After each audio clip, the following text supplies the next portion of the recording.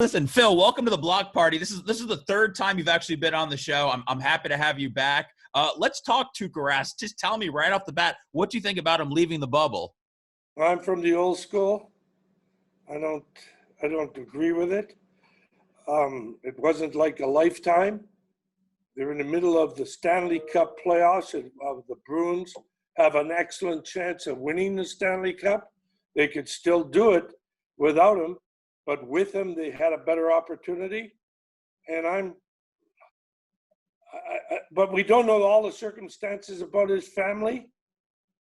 But I don't know. I'd be pissed if I was a teammate of his. Really? Yeah, because I need you. This is for the Stanley Cup. Unless you've got a big time illness or something in your family, I don't know. Finish your job. Problem is nowadays these guys make so much money they don't give a crap.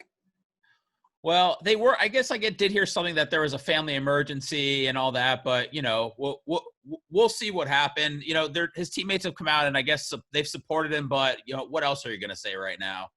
Well, of course, and that's fine, but you got to understand this is a different era.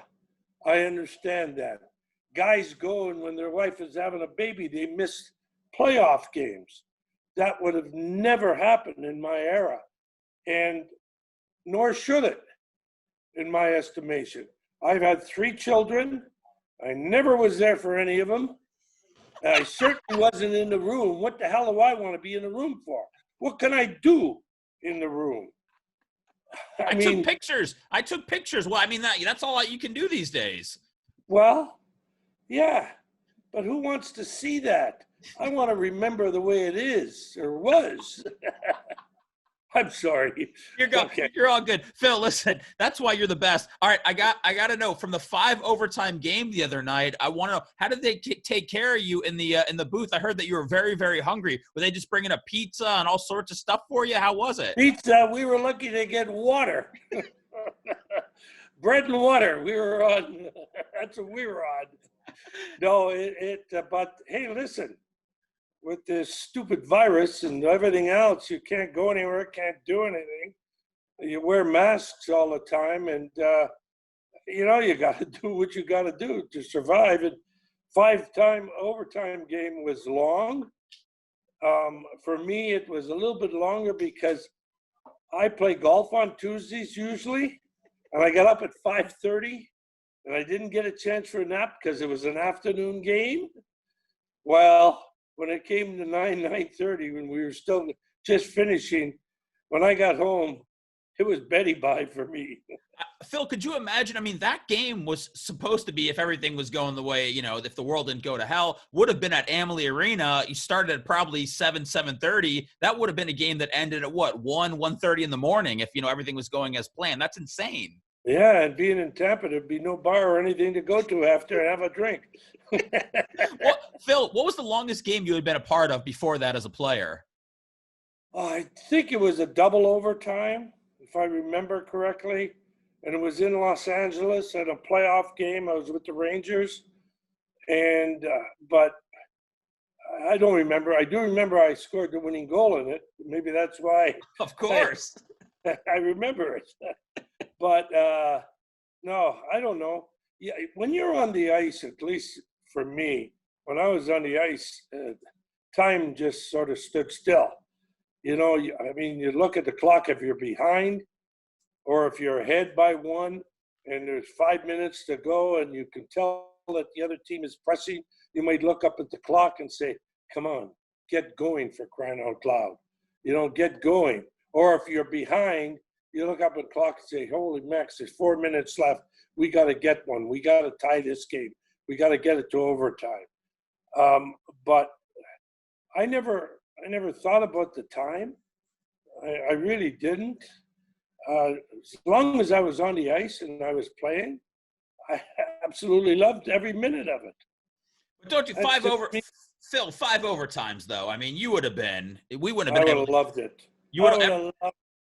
Listen, in 1972 in the Canada Cup, Canada-Russia Cold War on Ice Summit Series, I played 47 to 48 minutes, they told me, in game 8. And that was only a 60-minute game. So, and I was not the worse for wear. If you're smart and you know how to pace yourself, in those days you could. Nowadays, coaches demand that you go as wide open as you can from the minute you get on the ice for 35 or 40 seconds and get off. I can honestly tell you in my day, for 30 or 40 seconds was just getting warmed up. Phil, what do you think about your broadcast setup so far? I see it behind you. I see Michigan behind you. I mean, I know everybody's dealing with unique circumstances for, these times that we're in right now. How's it been so far calling the games, watching it on TV? It's been fine. It really has. Sometimes I don't agree with the camera angles that they're putting up there. Oh, the new one? You don't like that drone one? Yeah, when it goes on top, it's hard to see numbers from the TV when it's up high like that. It is.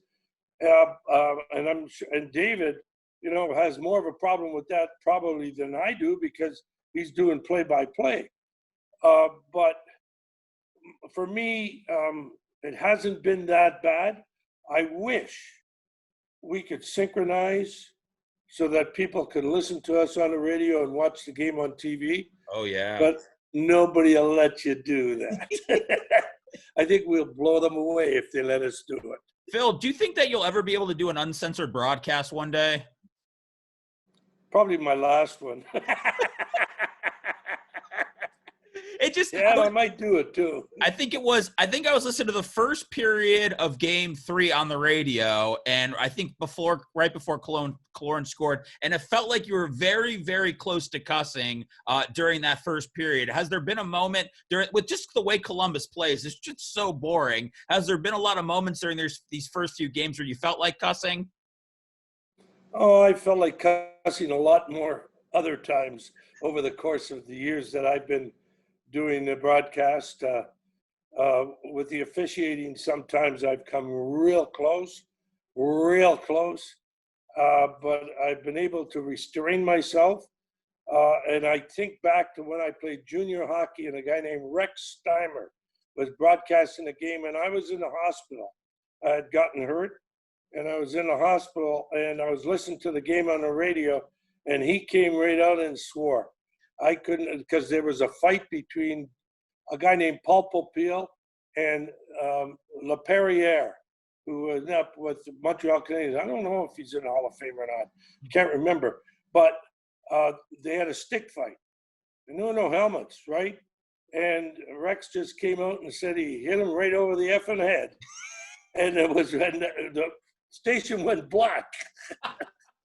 There was nothing on there. And I said, what happened? I didn't even realize because he swore they cut him off the air. I mean, I think back, I remember Bob Hope when he used to do the tours, and this was in World War II, but then the Korean tour too, when the Korean War was.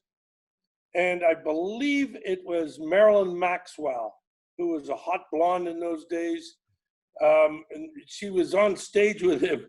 And he says, and she said, ask something. And he says, it's in my pocket. Go ahead. Put it in my pocket. You can get them out. And she said, oh, no. I'll feel a little crazy doing that. He says, if you put them down far enough, you'll feel a little nuts.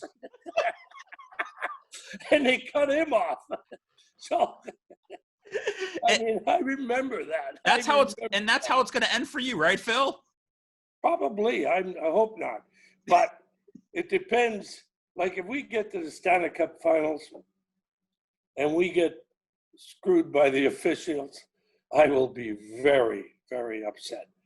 I think the game is so fast now, and it's fine. The game is terrific, except for one thing that I don't like. I don't understand the pushing and shoving after every stinking whistle. Nobody's going to fight. They really aren't when that pushing and shoving starts. It's about grabbing a guy with his sweaty gloves and putting it in his face. And now the new thing is ripping off the guy's helmet because they made a rule. If you lose your helmet, you got to change. Oh, really? Come on. Okay. That to me is one of the silliest rules ever. You're a man short. So what are guys doing now? They're pulling helmets off other players. You do ever And if get you this? put that grip match, I don't know. I never wore a helmet, but I would imagine if the chin strap was really tight and they pulled it, they'd choke you to death. Oh, that's true. That's true. Did you ever get the sweaty glove on the face? Did ever people get you with that? Oh yeah, I remember a game in Philadelphia. Bobby Clark did it to me, and I just punched him. And we went into the penalty box together. And I looked over and I said, "Really, Clarky?" And he just laughed. Okay. Espo, I think it was Palak came out the other day and he said Braden Point is our best player. I get why he would say that. Braden's playing really well right now. Is that up for debate? Is Braden Point the best player? Is it Victor Hedman? To me, I feel like if Hedman's out of the lineup, it's a completely different team. Who would you say is the most important player outside of Vazzy to the Lightning right now? Outside of Vazzy, yeah. Outside of Vazzy. Well, Braden Point is certainly playing well because he's got the speed. And he's very tricky. I think he tries to pass too much. If there was ever any evidence about shooting the puck at the goal, in that 5 overtime when Braden just got the puck and shot it at the net and it went in, that would be perfect evidence of shooting the puck at the goal and hitting the net. I wouldn't say that one guy is more important than the other on this team. I think everybody has a role to play. Yes, Victor is important back there. There's no doubt about that. And Braden's important as center. But Yanni Gord is important. You know, Pat Maroon is important. Sergachev is important. I mean, everybody that's the way Goodrow played last game, the guy was working his tail off. Coleman. So I think everybody's in this team. And that's what you've got to maintain, that you're a team and you're going to go out there and win together. Phil, what's different from last year? I know there's obviously different players on both sides. The head coaches remain the same. There's, still a few of the same players. What's different about the way the Lightning are attacking Columbus as opposed to last year? No quit. I thought last year they quit. And they will deny it until the day. And as a player, you know yourself. You know whether you did what you're supposed to do. And for me, when they got up 3-0 in that first game and Foligno comes out of the penalty box and a bad pass and bingo, he has a breakaway and scores, it looked like we just sagged. This year, we don't sag. And the reason is we've got some other guys. What Julien Brisebois did, I thought it was way too much what he paid first rounders, but Goodrow, Maroon was a free agent, Coleman. These guys aren't going to score you a lot of goals, but they're going to give you that intensity. And every shift out, they're going to give whatever they have for that day. And that's what you got to like about it. You get the plumbers, as they call them. Palat is a plumber. Yanni Gord is. And if as long as they go like that and just work their tails off, they're the guys that set it up for everybody else. And I think that, look at Bogosian. I think he's playing fabulous. Oh, yeah. They weren't sure whether he was even going to play. And when David Mishkin told me that I think he played 688 games and never got in the playoffs. Yeah. I had no idea. I mean, that's a pretty late start. You must have been on some bad teams. I got to tell you that. It was Buffalo. Yeah, he's hungry. I talked to him during the pause, and he was really, really happy. He kind of forced his way out of Buffalo. He wanted to go to a winning team, and he was happy the Lightning picked him up. And I could see it in his eyes. He was very, very dedicated. And all of a sudden now he's skating with Hedman and doing a great job. And I think sooner or later, one of those shots is going to go in for him. Yeah, I hope so. But the big thing with us is these guys block a lot of shots, Columbus. And Dave Andrechuk told me that when Torts was coaching 2004 here when we won the Cup, he would show video of a guy not blocking a shot and embarrass the hell out of you. So if you didn't block the shot, you didn't play. And that's what he's done wherever he's gone. He did it in New York. Certainly he's doing it in Columbus. The only way to beat that is no hesitation. None. Make up your mind quickly. Hedman's goal was a knuckleball. There's no doubt about that. It was a knuckleball. But he got it away quickly. Quickly. And how many times David says, there's a shot, missed left, missed right. Hit the net if you can. Just put it on the net. There's always a chance for a rebound or anything. Trying to pick corners from way out there is hard to do with the way the bodies are in front of the net now. See, our equipment didn't warrant or didn't say, if you went and blocked a shot, you got a bruise on your shin. It was so big, it was the size of a grapefruit. Okay? So you didn't block shots. I remember Jerry Cheever saying to me, you ever going to block a shot? I said, you ever going to score a goal? Hell, that's my job. I score, you stop them. What do you want from me? You're damn right. I don't want you diving in front of pucks. Not my Espo. Jesus. Well, with the equipment they even got these full body things like the police wear. Oh, the bulletproof vest. Yeah, that Kevlar or something. You can. That's it. Kevlar. And that can block shot, and it doesn't hurt you, and that's great. But you gotta have. I'll tell you, man, guys that do that, and everybody does it now. They got a lot of caliones. I'll tell you that. Well, Phil, it's like you told me before, the playoffs, it's you don't get paid, it's all pride. So when you see these guys throwing their bodies in front of pucks, it tells you how badly they want it. Well, let's not forget, the playoff pool went up from 16% to 32% with the advent of this new CBA agreement and the way the playoffs have been structured. Because this was a joint effort between the players and the coach and the owners and the management. This was and the players. I mean, I'm so proud of them for doing what they've done, and they've done a terrific job. The NHL has done a terrific job. Agreed. With the Board of Governors and the Players Association, Donald Fear, who I was always afraid of because of what he did in baseball. And I just didn't want hockey to go through that strikes or whatever it would be, lockout again. Because if you remember in '95, we made the playoffs for the first time and probably should have beaten, if Pupa didn't get hurt, we probably would have beaten the Flyers in that first round. And then we had this lockout.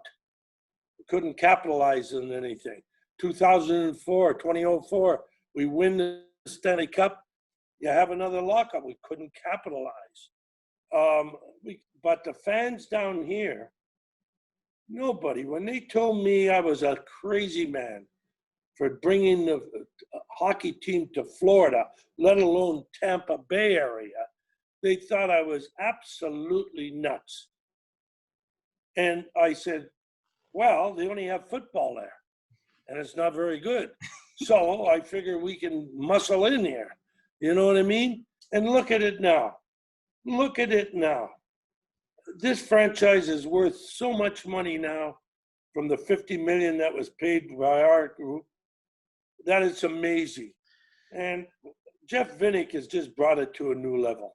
But Phil, what's happening downtown here is simply amazing. Because the first time I drove in here, I drove from Orlando. I was down playing golf with my buddies, got a phone call to come and meet Henry Paul, Gabe Paul was his dad.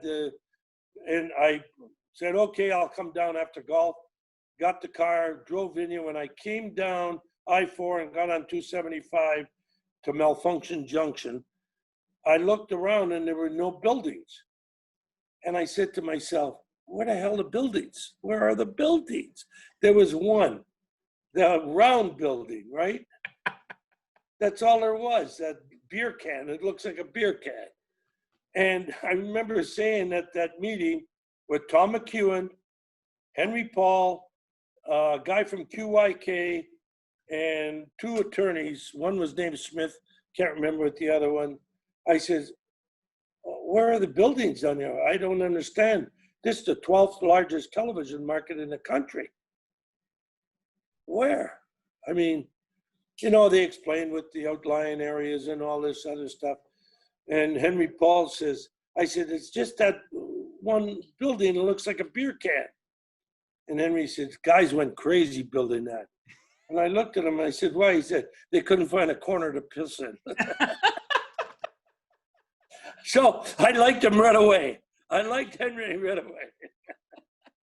But Espo, let's be honest. When you wanted to bring hockey to Tampa Bay and they said you were crazy, they were right about that. Why?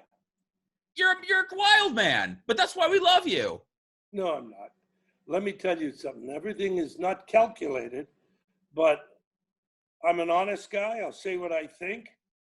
People sometimes don't like it. Well, that's too bad. I don't have to agree with everybody all the time.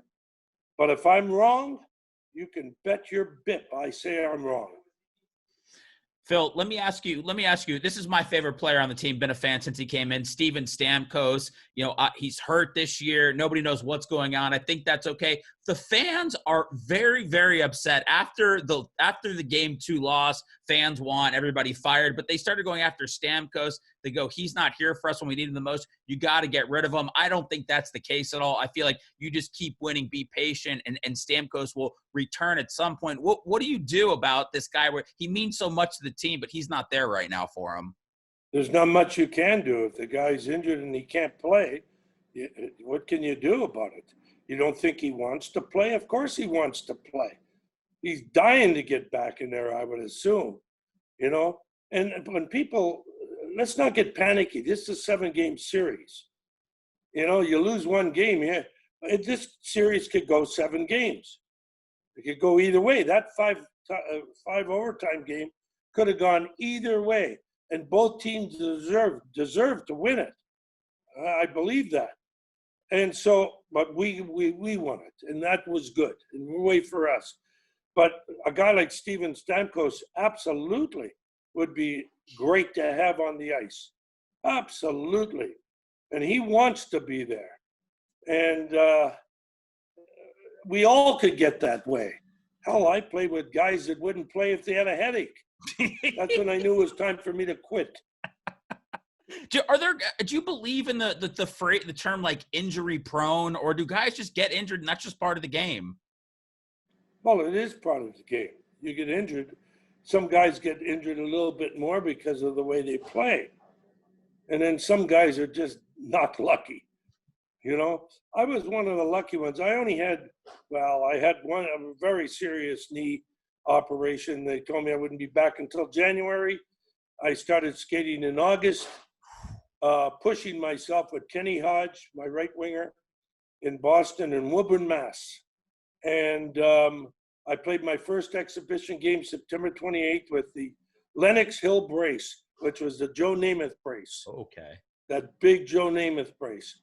And against Chicago, and I got a hat trick against my brother. I was raring to go. all your stories. I got the MVP award that year in the scoring championship. Espo, all your stories end with you scoring. I love it. That's what I did, man. That's what I did. Hey, Howard. Listen, there's only one record of mine that's still standing. And by the way, it was 50 years ago today. My brother's, well, not today, but he set the record for most shutouts, 15. Wow. That's hasn't been broken, 50 years. And for me, it's from 1970 when I scored 76. I had 550 shots on net. And no one's ever come close to that. I think Ovechkin had 508 at one time. But that's a lot of shots, okay? But of course, we played 3 lines, 5 defensemen, and I played power play the whole 2 minutes. And I also was a penalty killer for the second unit. Only if Derek wanted to come off, Sanderson, if he wanted to. If he didn't want to come off, I didn't get on. But to me, for me, there was nothing else I ever wanted to do. And I was sitting in my backyard with my wife. I was smoking a cigar, watching a hockey game, having a glass of wine, and she joined me out there. And I said to her, I've been a lucky guy. I've been able to maintain a job ever since I've been 20 years old in the hockey field. It's the only thing that I really know about. It's the only thing that I've really studied. It's the only thing that I still like a lot. I like golf too, but the way I play, I hate it. Hey, I thought you got that. Don't you have a putting green at your house? I thought you were getting a lot of time during the pandemic. Putting green at the house is different than putting on the stinking greens. Yeah. I just learned that. I play bocce ball on it more than anything. You let anybody come over and use your putting green, or that's just for you? Oh, the kid next door or across the street, he's a heck of a little hockey player. And Payne, his name is, and he'll come over and I'll let him go on the bocce court or the putting green and shoot a ball at a net so that he doesn't have to be on the street doing it. Oh, that's so cool. That's awesome, Phil. All right. There was one last question I wanted to have for you. The game on Wednesday, when this podcast comes out, we just found out, starts at noon. Is that the earliest game you've ever been a part of, or have there been earlier games in your day? Just in training camp, because we used to have inter-squad games like at 9:30. Oh, 9:30 in the morning. Those were fun games, though, because we played for who was going to buy lunch. And it wasn't so much the lunch, it was the beer. Of course. After. You're damn right. All right, so we got to make sure someone's taking you out for beer after the game on Wednesday, okay? Someone's got to buy you lunch. No, I've already promised my wife I was going to take her out for dinner. Okay, there you go. Yeah, she's going to make sure, as long as it's not 5 overtimes, that you're home. Well, that's right. Otherwise, she can go in the refrigerator and make herself a sandwich. Hey, Phil, are you packing more snacks now because of what happened during the first game? Are you bringing more food now? No, actually, I just did today. I did a little snack for after the second period, and of course my lozenges, which I like taking. Phil, and drinking water. There you go. Listen, thank you so much. You are the first third-time guest appearance on the Block Party this year. I feel like I talked to you like a year ago when Girardi and I sat down with you in the Players Lounge, and we were just talking about how Columbus beat us. And here's something you said, Phil. You said that we got out-fanned, we got out-coached, we got outplayed, and the out-fan thing stuck with me. So I want you to know, for today's game, I am going to be wearing this at home until my daughter comes home. Then I'm going to give it to her. I will not be out-fanned this year by the Columbus team whatsoever. Well, we all got complacent last year. We really did. Fans, owners, managers, coaches, players, broadcasters. We're all in this together, man, So, yeah, I believe that. Well, I'm bringing the energy with the foam finger, Phil. Listen, I appreciate you doing this on game day. Have a great game. I know Michigan's behind you. Mish, have a great game. Thanks a lot, man, and I'll talk to you soon. Be well. Thank you, Seth. You take care. Bye-bye. Thanks, Phil. See you guys.